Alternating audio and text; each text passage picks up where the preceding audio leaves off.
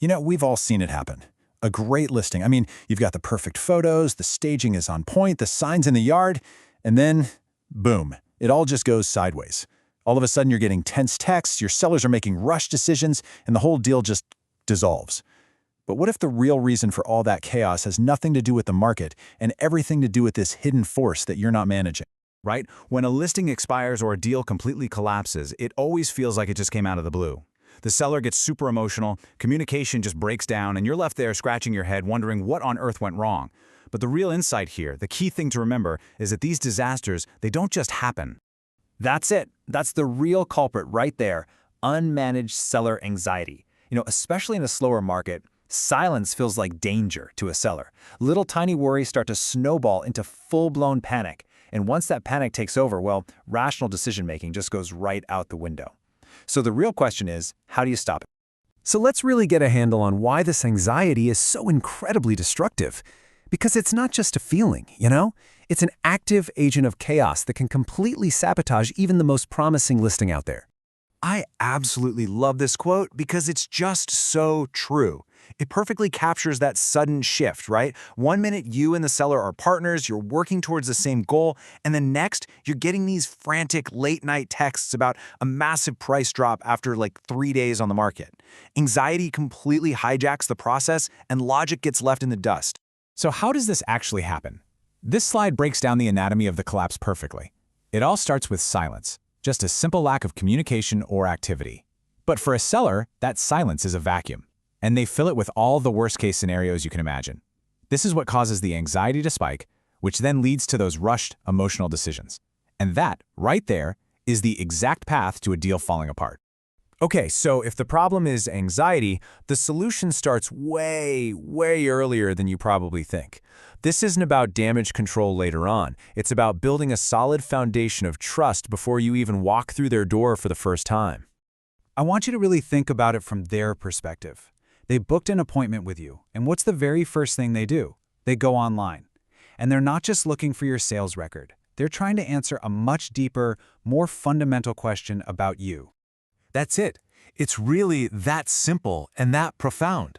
Before they're going to trust you with what is probably their largest financial asset, they need to feel a sense of safety and competence.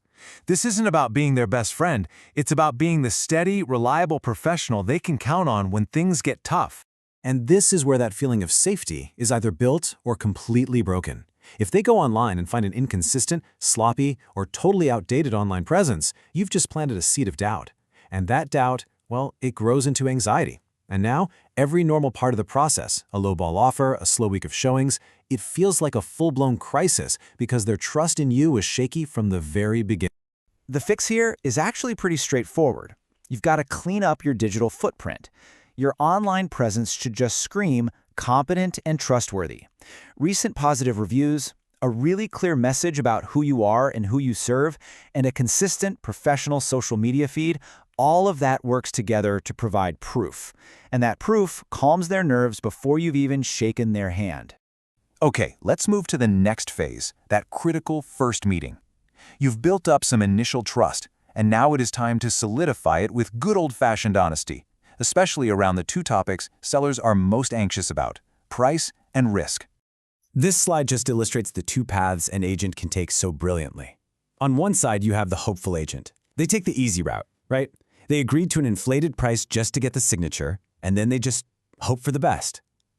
On the other side, you have the professional agent. They tell the truth, up front.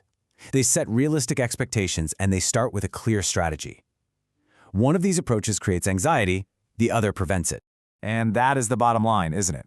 Overpricing a listing because you hope a buyer will come along is just a recipe for disaster, because when the showings don't materialize, that seller's initial excitement turns to pure panic, and now every single conversation you have with them is emotionally charged and defensive.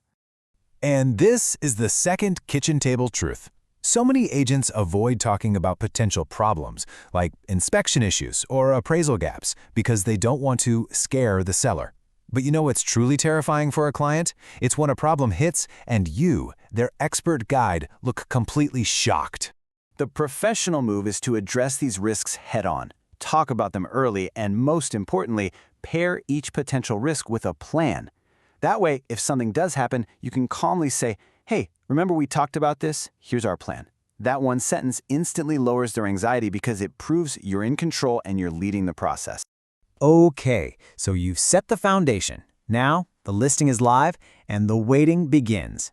This is often where anxiety spikes the hardest, but guess what? It's also where you have the biggest opportunity to demonstrate your value through clear communication and decisive action. This metaphor is just perfect. If your sellers don't hear from you, they don't assume you're busy working hard behind the scenes. No, they assume nothing is happening. They fill that silent void with fear and all their worst-case scenarios, and every single day that passes just adds more fuel to that fire. The antidote is so simple and so powerful, a structured, consistent weekly update. And I don't mean just a random checking-in text. I mean a real report. This is what turns your effort into tangible evidence. It shows them exactly what's happening, what you've done, and what the plan is moving forward. It grounds the entire conversation in data, not just feelings. Now, the other part of winning this waiting game is action. Simply putting the home on the MLS and waiting for the phone to ring, that's not enough, especially when the market is slow. To a seller, that kind of passive waiting feels exactly like losing, and it makes their anxiety just skyrocket. You have to create proof that you're actively working their listing.